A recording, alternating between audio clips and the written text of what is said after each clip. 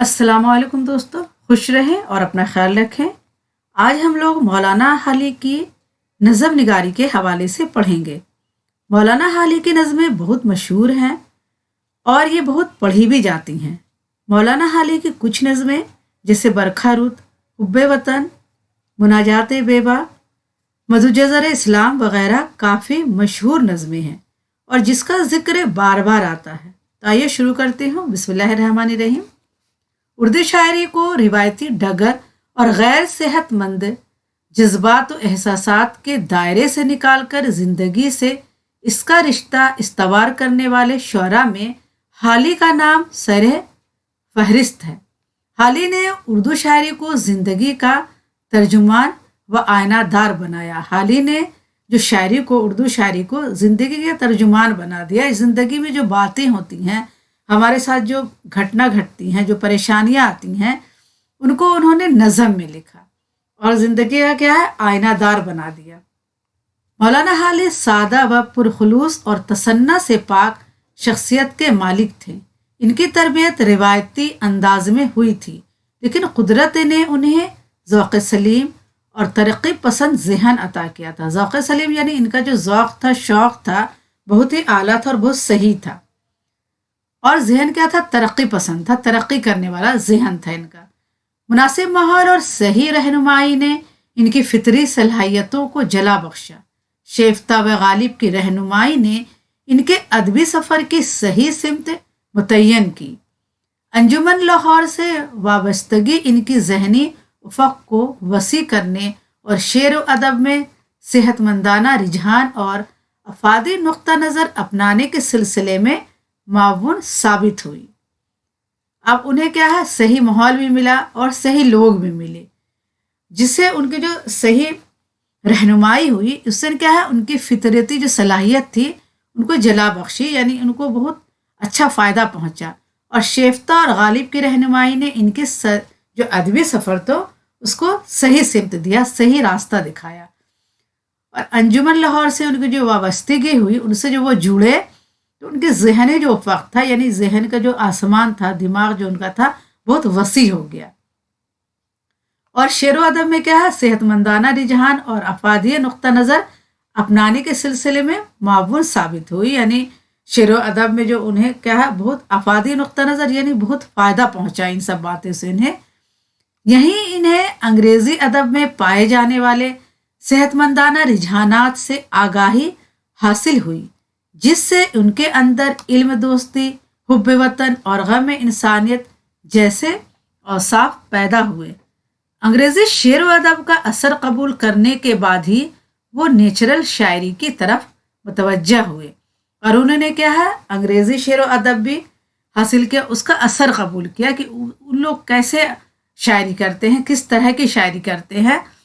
तो उन अदब को क्या है, उन्होंने समझा और उसके बाद वो क्या है, नेचुरल शायरी की तरफ मुतवज्जा हुए। उन्होंने नेचुरल शायरी भी लिखी और उर्दू शायरी को इखलाकी, समाजी व मुल्की ख्यालात की तर्जुमानी का जरिया बनाया। इस ज़माने में मौलाना मोहम्मद हुसैन आज़ाद की तहरीक पर बरखा रुत, हुब्बे वतन और मुनाजरा रहम इंसाफ जैसी नज़में लिखी, क्योंकि उस वक्त मौलाना मोहम्मद हुसैन आज़ाद की क्या तहरीक चल रही थी, जिसमें वो एक नज़म का क्या मौजू दे देते थे और उसी मौजू पर शायर नज़म लिख कर लाते थे और वहाँ पढ़ी जाती थी। तो इसी मौजू पर उन्होंने बरखा रुत, हुब्बे वतन और मुनाजरा रहम इंसाफ जैसी बहुत सारी नज़में लिखी। ये नज़में अपने हियत और मवाद दोनों एतबार से उर्दू शायरी में नई हैं। इन नज़मों में सादगी, सलासत, बरजस्तगी, फ़िक्री रब्त तसलसल के साथ साथ हाली का खुलूस, हुब्बे वतन और दर्द इंसानियत नुमाया है। अपनी इन अछूती और मुनफरिद नज़मों के ज़रिए हाली ने ये साबित कर दिया कि खारजी वाक़यात, मुनाजिर कुदरत, इखलाकी, सियासी और माशरती मौज़ूआत को भी उन्वान शायरी बनाया जा सकता है। और इसके बाद उन्होंने ऐसी ऐसी नज़में लिखी जिससे ये पता चलता है कि हर मौजू पर नज़म लिखा जा सकता है। हाली के इस नए शायराना रिझान को सर सैयद के ख्यालात से काफ़ी कुव्वत मिली। وہ جب نئی شاعری کی طرف متوجہ ہوئے تو سر سید کے جو خیالات تھے ان سے ان کو کیا کافی قوت ملی، طاقت ملی۔ سر سید کے حقیقت پسندانہ نقطہ نظر نے حالی کے فکر و شعور میں پختگی پیدا کی اور ان کے ذہنی سفر کو ایک نئی منزل عطا کی۔ سر سید کی تحریک سے متاثر ہو کر اپنی شاہکار نظم مسدس لکھی جو مدوجزر اسلام کے نام سے مشہور ہے۔ اور سر سید اپنی تحریک چلا رہے تھے، وہ اپنے کام میں بہت مگن رہتے تھے، بہت دھن میں رہتے تھے، تو ان کی اس تحریک سے متاثر ہو کر الطاف حسین حالی نے ایک نظم لکھی جس کا نام ہے مسدس کے نام سے لکھی، جو مدوجزر اسلام کے نام سے بھی مشہور ہے۔ مسدس ایک نظم ہی نہیں بلکہ ایک مشعل راہ سنگ میل کی حیثیت رکھتی ہے اور مسلمانوں کی قومی زندگی کی نشاط ثانیہ کے لیے ایک تحریک کا درجہ رکھتی ہے۔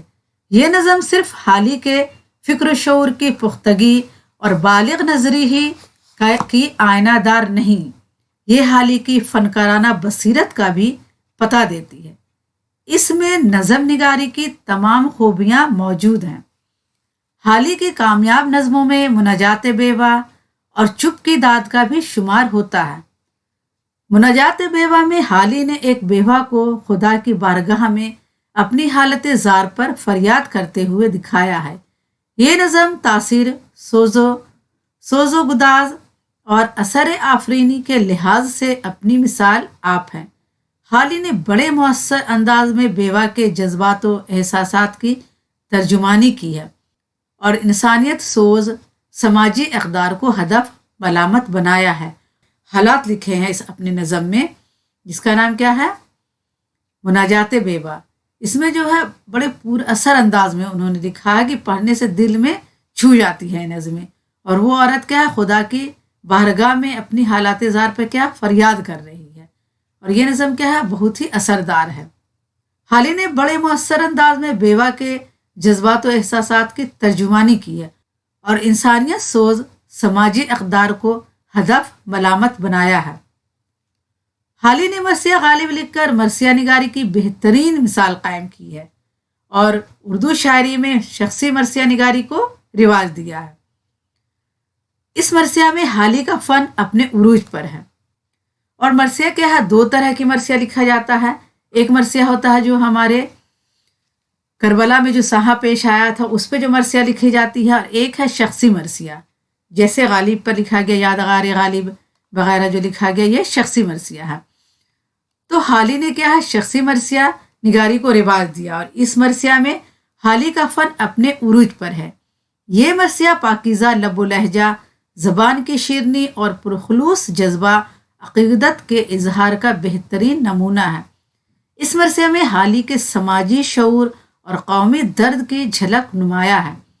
حالی نے غالب کی موت پر اپنے ذاتی غم سے زیادہ اس قومی نقصان پر اپنے غم کا اظہار کیا ہے، کیونکہ غالب کی جو موت تھی ان کے تو غم تھا ہی، اس قوم کو بھی بہت نقصان ہوا تھا ان کے موت سے، تو اسی نقصان پر اپنے غم کا اظہار کیا ہے۔ جو قوم کو غالب جیسے نکتہ رس شاعر، فلسفی، دانشور اور شریف انسان کی موت کی وجہ سے اٹھانا پڑا ہے، اس مرثیہ میں انہوں نے غالب کی شخصیت کو یوں ابھارا ہے کہ ہندوستان کا ادبی، سماجی اور تہذیبی پس منظر روشن ہو جاتا ہے۔ غرض کہ حالی نے اردو شاعری کو ایک نیا موڑ دیا اور اسے زندگی کی حقیقتوں کا ترجمان بنایا۔ مقدمہ شعر و شاعری میں اصلاح شعر و سخن سے متعلق جن خیالات کا اظہار کیا ہے ان کی شاعری اس کی عملی تفسیر ہے۔ اردو شاعری کی جو چند موضوعات کے ارد گرد گردش کر رہی تھی، حالی نے اس کے سامنے ایک وسیع کینوس پیش کیا ہے۔ ایک وسیع کینوس یعنی بہت پھیلا ہوا کینوس پیش کیا، بہت پھیلا ہوا انہیں جگہ دے دیا ہے اردو شاعری کے لیے۔ اردو شاعری میں نئے نئے امکانات روشن کیے، اس کو نئی سمت عطا کر کے صحت مندانہ رجحانات سے روشناس کرایا۔ اس طرح اردو شاعری میں آج جو وسعت، ہماگیری اور عصری تقاضوں سے عہدہ بر آہو ہونے کی صلاحیت نظر آتی ہے، اس کا صحرا حالی کے سر ہے۔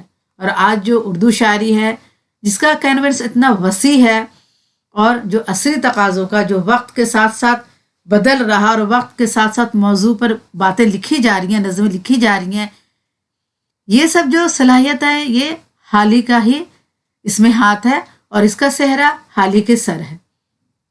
تو اگر آپ کو پسند آئے تو پلیز لائک کریں، سبسکرائب کریں اور اپنے دوستوں کو زیادہ سے زیادہ یہ ویڈیو شیئر کریں تاکہ آپ کے دوست بھی اس سے فائدہ حاصل کر سکے۔ اللہ حافظ۔